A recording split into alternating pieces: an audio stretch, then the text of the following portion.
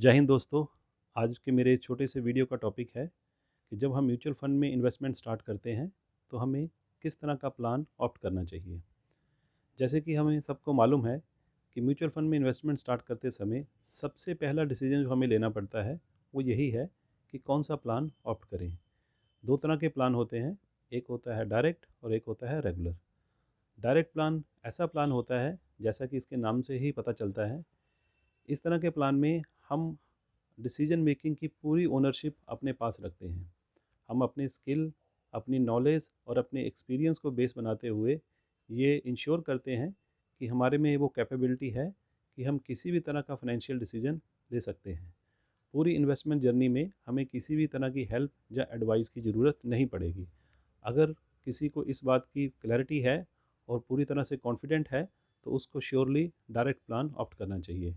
पर फ्रेंड्स, ये कहना जितना आसान है, ये करना बहुत ही कॉम्प्लिकेट है। जैसे जैसे हमारी एसआईपीज़ बढ़ती हैं, हमारा एयूएम इंक्रीज़ होता है, हमारे पोर्टफोलियो का वॉल्यूम बढ़ता है, तो ये डिसीज़न उतने ही कॉम्प्लिकेट होते जाते हैं। हमारा एक डिसीज़न हमें हज़ारों लाखों का फ़ायदा या फिर घाटा करवा सकता है। तो इसलिए जब हम डायरेक्ट प्लान ऑप्ट करते हैं तो इस चीज़ को ज़रूर ध्यान में रखें कि ये डिसीज़न मेकिंग इनिशियली जितनी ईज़ी है, बाद में उतनी ही कॉम्प्लिकेट होने वाली है। हमें अपनी इन्वेस्टमेंट जर्नी के दौरान मार्केट के ग्रोथ साइकिल को समझना होता है, अलग अलग तरह की स्ट्रैटेजी लगानी होती है। तो अगर आप इतने कॉम्पिटेंट हो कि मार्केट के किसी भी साइकिल में या किसी भी पॉइंट ऑफ टाइम में आप सही डिसीजन ले सकते हो, तो श्योरली आपको डायरेक्ट इन्वेस्टमेंट करना चाहिए। पोर्टफोलियो की पूरी ग्रोथ हमारी इन्वेस्टमेंट स्ट्रेटजी, इन्वेस्टमेंट डिसिप्लिन या फिर मार्केट के अलग अलग साइकिल में हमारी डिसीजन मेकिंग के ऊपर डिपेंड करती है। तो हमारी ग्रोथ स्टोरी हमारे डिसीजन मेकिंग से टोटली लिंक होती है और ये स्ट्रैटेजी हमेशा बदलते स्वरूप में मार्केट के अलग अलग कंडीशन में बदलती रहती है।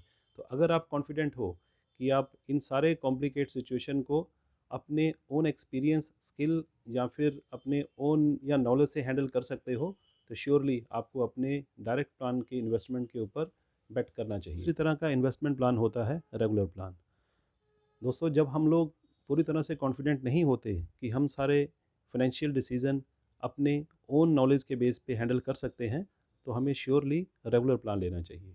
रेगुलर प्लान में हम एक प्रोफेशनल एडवाइस और हेल्प के साथ डिसीजन मेकिंग करते हैं। पर उससे भी ज़्यादा ज़रूरी है, हमने ये रेगुलर प्लान लिया कहाँ से है।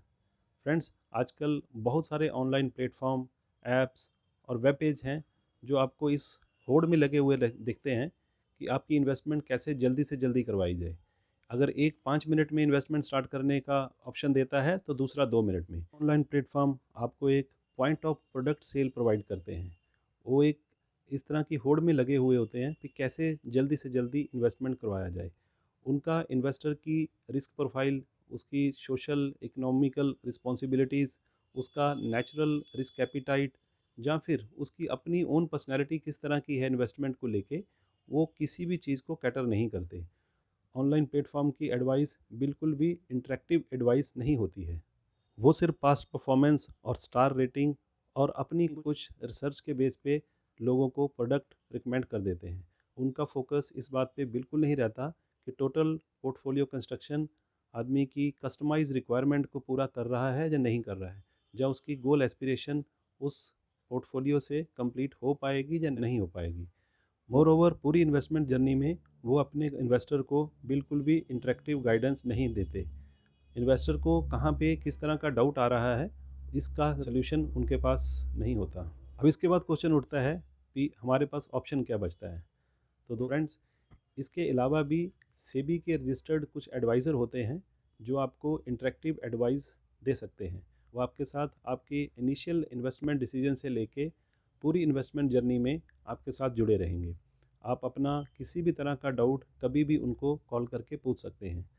इससे सबसे बड़ा फ़ायदा क्या होगा कि आप हमेशा अपने एडवाइज़र के टच में रहेंगे और आप अपनी ज़रूरत और अपनी स्ट्रैटेजी को लगातार समझ के इन्वेस्टमेंट करते रहेंगे और आप अपनी इन्वेस्टमेंट जर्नी में अपनी ज़रूरतों और अपनी कंडीशन के हिसाब से अपनी स्ट्रैटेजी को चेंज करवा सकते हैं। दोस्तों, सीधी सी समझने वाली बात यह है कि जो इंटरेक्शन आप एक इंसान के साथ अपनी ज़रूरतों और अपनी एस्पिरेशन के लिए कर सकते हैं, वो इंटरेक्शन आप मोबाइल ऐप्स या फिर वेब पेज के साथ नहीं कर सकते। तो फ्रेंड्स, मेरा आपको यही रिक्वेस्ट है कि आप SEBI registered mutual fund advisor या डिस्ट्रीब्यूटर के साथ अपनी पूरी इन्वेस्टमेंट जर्नी में बने रहें, ताकि आप स्टोरी हमेशा बढ़ती रहे।